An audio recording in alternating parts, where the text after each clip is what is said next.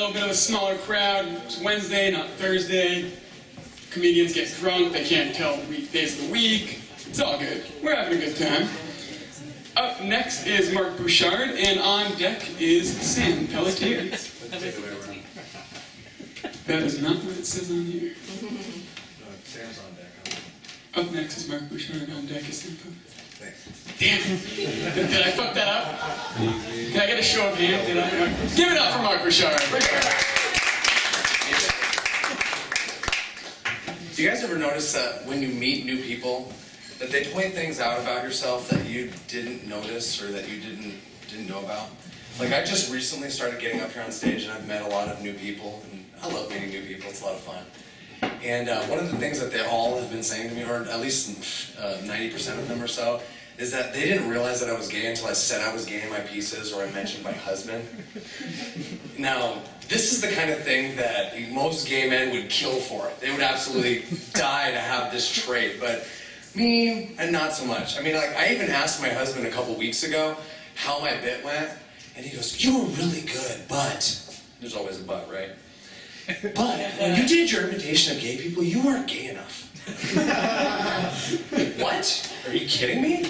Not gay enough? I'm like, we do each other. I am definitely gay enough. This is definitely gay. Okay. So, you know, and actually, like I said, this is an attribute that most gay men would love to have, and I call this attribute homo camo, or blending in with the breeders. Okay. So, yeah, definitely.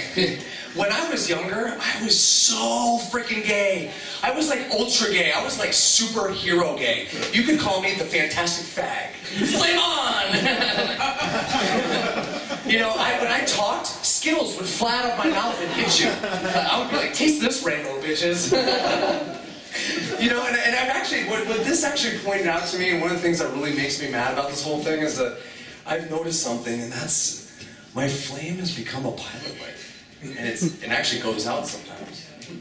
Does anybody have a lighter that can light that back up with? Like, my rainbow isn't so bright anymore, okay?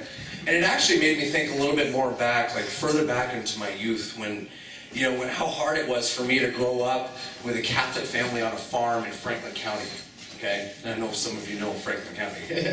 Not the most exciting place to be gay in. Definitely not. So, you know, and I was actually, and one of the things that like really upset me was that, you know, I was the only out gay kid in my high school. Out of 1,200 students, I was the only one, okay? There were times that I would sit there and I would go, "I wish somebody would just take me away. Somebody would just bring me to a place where I belong with everybody, where everybody's just like me. Like, this would be cool." And I would start to think, like, wouldn't it be cool if there was like a secret government agency that would take care of gay people? It could be called the Federal Administration of Gays, the FAG. This place would be awesome. An agent from the FAG would come to my house, and he'd ring the doorbell, ding dong, because everything he touches turns to gay, right? And he would go, "Hey, oh my God, we're here for the queer, so let him come out already." And then I would be whisked away to this magical place with rainbows and butterflies, and they would bring me to this boarding school, an all-male homosexual boarding school, okay, with a giant rainbow flag right out in the front, and a tall, erect, 12 or 13-story long, a tall building. Their mascot would be a unicorn, okay? Although, I tell you what, the only sports that they would play there are gymnastics, cheerleading, and wrestling, because we all know how gay wrestling is.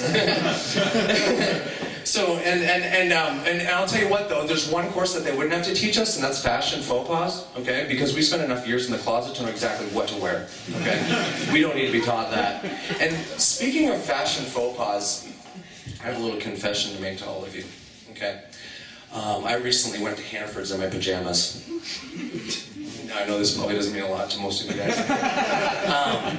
For me, like, I have to be really careful when I go out to places like this, because an official from the Administration of Gays could be hiding the bananas, because bananas are so gay, right? And he'd be like, "Hey, you, stop right there. Oh, I'm gonna have to revoke your gay card for this fashion nonsense. Oh my God, no more rainbows and glitters for you, bitch." So, was that gay enough for you guys? Thank you very much.